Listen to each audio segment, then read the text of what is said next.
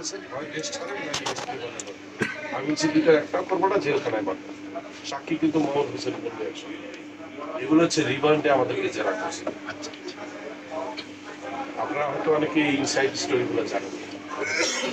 এটা কিন্তু কোনো ক্রাইম না, এটা কোনো ক্রাইম না।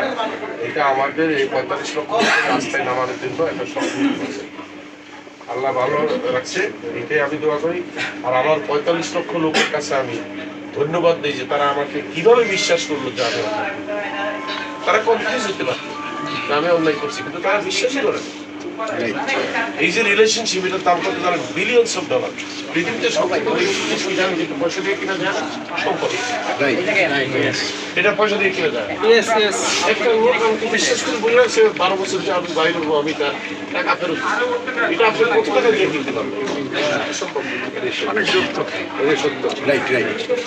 আমার তো লয়ার আছে সমাজে, উনি তো বিজ্ঞ, উনি জানে যে এই মামলাটা টোটালি সাজানো। ভুল করে করছিলাম এটা মানতে না, এটা ভুল করে করা হয়নি, এটা ফেব্রিকেটেড ইন্টেনশনালি করা হয়েছে। একটাই দেশটির 2000 বন্ধ করে। স্যার, মানুষের প্রতি আপনার এত ভালোবাসা অন্ধের মতো, এই যে কারণটা আসলে কি জাদু আছে? জাদুর কিছু নেই, আমাদের বাংলাদেশের মানুষগুলো ভালো। আপনি এটা বুঝতে হলে আপনাকে বিদেশ থাকতে হবে 10 বছর।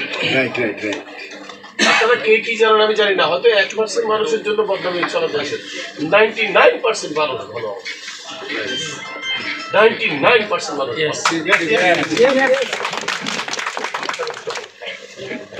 আমি একটা ছোট্ট অনুরোধ করবো।